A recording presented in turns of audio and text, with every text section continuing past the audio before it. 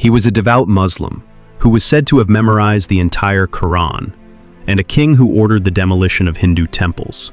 He was a brilliant military commander who expanded an empire to its largest size, and a son who threw his father in prison and had his own brothers executed. For almost 50 years, he was the world's richest man, yet he called himself a humble beggar. This is the story of Aurangzeb, the most controversial and maybe misunderstood king in India's history, whose legacy is still sparking arguments today. So, was he a hero or a villain? A righteous ruler or a destructive tyrant? The truth, like it often is with history, isn't that simple. To get a handle on the man who ruled over 150 million people and an economy that made up nearly a quarter of the world's GDP, we have to unravel a life of shocking contradictions, brutal ambition, and unshakable faith. The story of who Aurangzeb was gets forged in one single dramatic moment. The legend goes that in May of 1633, the 14-year-old prince was on horseback in Agra, watching a show put on by his father, Emperor Shah Jahan. Two massive war elephants, Sudakar and Surat Sundar, were pitted against each other. Suddenly, one of the enraged elephants, Sudakar, broke free and charged right through the imperial camp, straight for the young prince. While everyone else scattered, Aurangzeb held his ground. He spurred his horse forward and jammed a spear into the elephant's head. The furious animal gored his horse, throwing the prince to the ground. Now on foot, unarmed, and facing a mountain of rage, the boy prince didn't flinch. Courtiers rushed to help, but the image was burned into the minds of everyone who saw it. Here was a prince with a rare, almost reckless kind of courage. His father, Shah Jahan, hugged him and gave him the title Bahadur, the brave.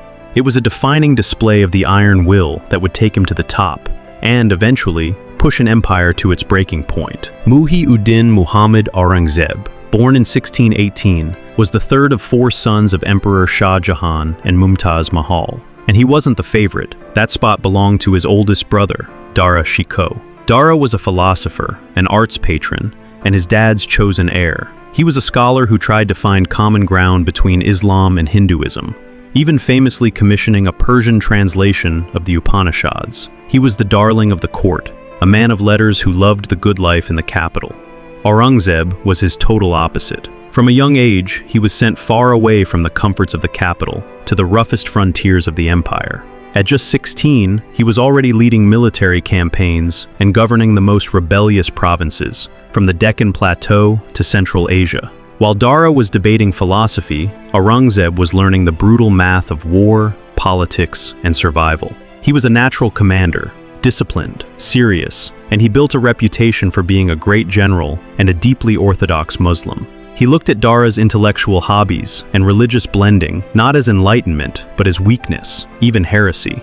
The rivalry between the brothers was a fire just waiting for fuel. And that fuel came in September 1657, when Shah Jahan got seriously sick. Thinking their father was about to die, the hidden war for the throne exploded into the open. In the Mughal world, this wasn't just about ambition. It was a winner-take-all fight for survival. There was no tradition of splitting the empire. The winner got the throne, and the losers got a prison cell or an execution. As they used to say, the throne does not tolerate rivals. Shah Shuja, the second son, declared himself emperor in Bengal, and the youngest, Murad Baksh, did the same in Gujarat. Dara Shikoh, acting as regent, sent out imperial armies to shut them down. But the real threat was Aurangzeb. In a brilliant political move, he teamed up with his younger brother Murad. He played on Murad's ambition, promising to split the empire with him, all while knowing he'd get rid of him later. The four brothers, who grew up together in the Red Fort, were now leading armies to kill each other. Aurangzeb and Murad combined their forces and first crushed an army loyal to Dara at the Battle of Darmat in April 1658. Aurangzeb's battle-hardened troops were simply too much for the less experienced army from the capital. The victory sent a clear message. This frontier prince was a force to be reckoned with. The final showdown happened a month later at the Battle of Samugar. Dara's army was bigger, but Aurangzeb was the better general. The battle was savage. At a critical moment, Dara, sitting high on his war elephant, made a fatal mistake. After seeing one of his key generals fall, he climbed down to fight on horseback. His troops, who could no longer see his banner on the elephant, panicked. They thought he was dead. The battle turned in an instant. Aurangzeb's forces surged, and Dara's army fell apart and fled. Dara escaped and became a fugitive, hunted across the empire he was supposed to inherit. Aurangzeb marched into Agra, not as a son, but as a conqueror. He locked up his own father, Shah Jahan, the man who built the Taj Mahal for his wife, in the Agra fort. For the last 8 years of his life, Shah Jahan was a prisoner who could only see his masterpiece, his wife's tomb, from a distant window. Aurangzeb's path to power was almost clear. He quickly dealt with his ally Murad by inviting him to a feast, getting him drunk, and then chaining him up and sending him to prison. Murad was executed later. His other brother, Shah Shuja, was defeated in battle and fled to what is now Myanmar, where he was killed. The last act of this family tragedy was the capture of Dara Shikoh. Betrayed by a local chief he trusted, he was brought to Delhi in chains. Aurangzeb had him paraded through the streets in filth before trying him for apostasy, for straying from Islam. Found guilty, the heir to the Mughal throne was beheaded. By 1659, it was all over. 3 brothers were dead, a father was in prison, and Aurangzeb, the third son, the underestimated prince from the frontiers, sat on the peacock throne as Alamgir, the conqueror of the world. He had won the empire with strategy, ruthlessness, and blood. Now he had to rule it. Aurangzeb's 49-year reign is a study in contrasts. It was a time of incredible achievement and incredible division. He ruled over the Mughal Empire when it was bigger and richer than ever. Yet his policies planted the seeds of its destruction. As an emperor, Aurangzeb was, first and foremost, a military man. His ambition was endless. He believed it was his destiny to bring the entire Indian subcontinent under his rule. For nearly 50 years, the empire was almost constantly at war. His main obsession was the Deccan, the huge plateau in southern and central India that had always resisted Mughal control. In the 1680s, Aurangzeb moved his entire court and army south, a massive undertaking that would eat up the rest of his life. He went after the last 2 independent kingdoms of the Deccan, Bijapur and Golconda. After a brutal 18-month siege, Bijapur fell in 1686. The next year, Golconda, famous for its diamond mines, was also conquered, partly because Aurangzeb used bribes and betrayals to get the gates opened. With these victories, the Mughal Empire reached its largest size ever. It stretched from Afghanistan to Bangladesh, from Kashmir deep into southern India. At over 4 million square kilometers, it was a state of staggering size and diversity. But this growth came at a huge cost. The one prize that would drain Aurangzeb's treasury and his spirit was the war against the Marathas. Led first by the charismatic Shivaji and then by his successors, the Marathas refused to give in.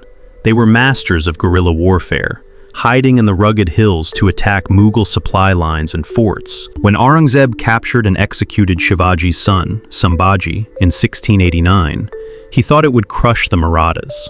Instead, it just enraged them, turning the conflict into a full-blown people's war. For 27 years, the aging emperor chased them relentlessly, capturing one hill fort after another, only for the Marathas to take them back as soon as his army moved on. This endless, grinding war became known as the Deccan Ulcer, a wound that bled the empire of its men and its money. Here's the paradox. Even while these wars were raging, the India that Aurangzeb ruled was an economic titan.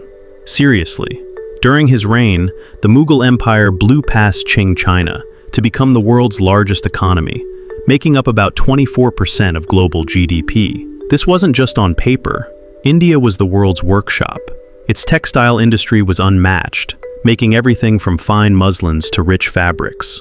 The empire's silver currency was trusted across the known world, and its coffers were overflowing with cash from taxes and trade. This incredible wealth is what paid for Aurangzeb's massive armies. But it wasn't infinite, and the Deccan Ulcer was a constant drain, slowly eating away at the very source of his military strength. It's Aurangzeb's religious policies that are still fiercely debated today. He was, no question, a deeply devout and orthodox Sunni Muslim. He prayed 5 times a day, fasted, and lived a surprisingly simple life. He stitched prayer caps and copied the Quran by hand to pay for his personal expenses, rejecting the lavish lifestyles of his father and grandfather. He banned music and artists from his court and appointed morality police to enforce Islamic law. But his faith wasn't just a private matter. It shaped his policies and led to actions that angered huge numbers of his non-Muslim subjects. In 1679, he made one of his most controversial moves. He brought back the jizya, a tax on non-Muslims. His great-grandfather, Akbar the Great, had gotten rid of it a century before in a huge gesture of tolerance. Bringing it back was seen as a deeply discriminatory act. Historians argue about why he did it. Some say it was a purely religious move to assert Islamic authority. Others argue it was also a desperate attempt to refill his treasury, which was being drained by his wars. Whatever the reason, it was a symbolic blow to the inclusive spirit that had helped hold the diverse empire together. Even more explosive was the issue of temple destruction. Under Aurangzeb's orders, several well-known Hindu temples were torn down, including the Keshava Deva temple in Mathura and the Vishwanath temple in Varanasi. Mosques were often built right on their foundations. For his critics, these acts are the ultimate proof of his bigotry. But this is where it gets more complicated. Historians like Satish Chandra and Audrey Truschke argue that these demolitions were often political, not just religious.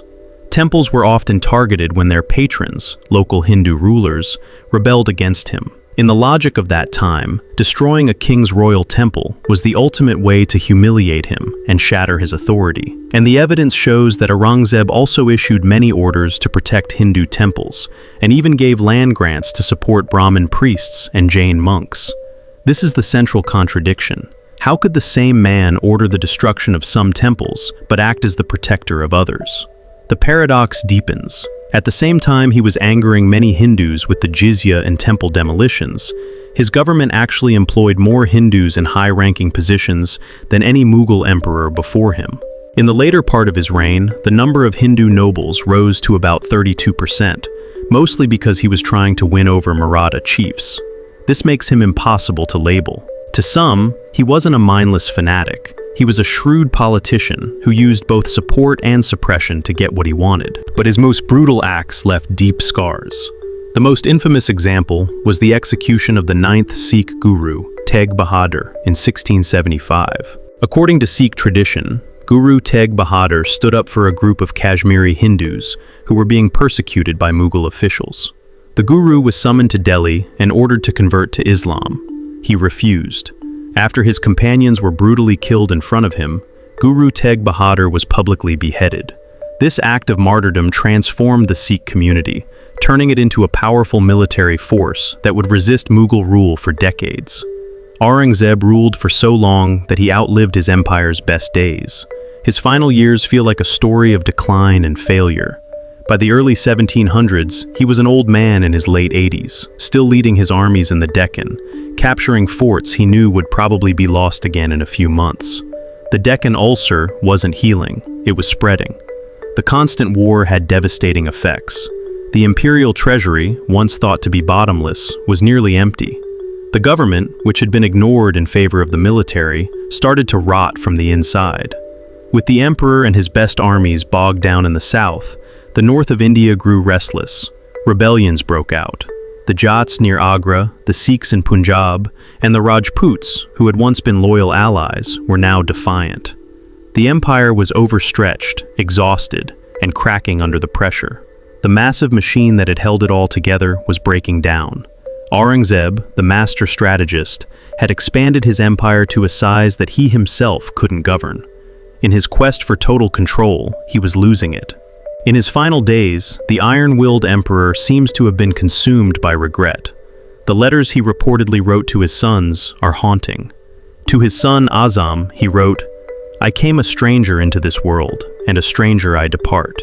I have not been the guardian and protector of the empire. My valuable time has been passed vainly."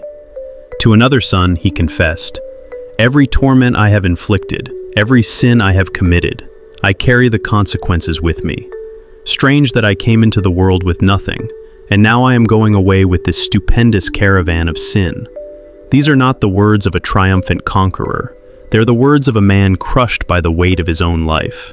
His final prophetic words are said to have been, "Azma fasad baki," After me, the chaos. He died on March 3, 1707, at the age of 88. The chaos he predicted arrived right on cue. His sons immediately started another brutal war for the throne, just like he and his brothers had done 50 years earlier. The Mughal Empire began a long, slow collapse. Less than 150 years later, the last Mughal emperor would be exiled by the British, and the empire that was once the envy of the world would be gone. So, who was Aurangzeb? Was he the pious defender of his faith, a brilliant ruler who took the empire to its absolute peak?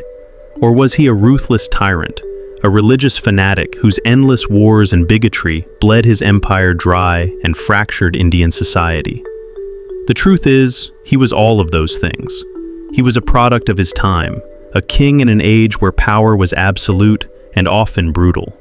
He was a man of unshakable faith, but also blinding ambition. He was a brilliant administrator, and in the end, a disastrous strategist. He was a patron of some and a persecutor of others. He was a man of profound and irreconcilable contradictions.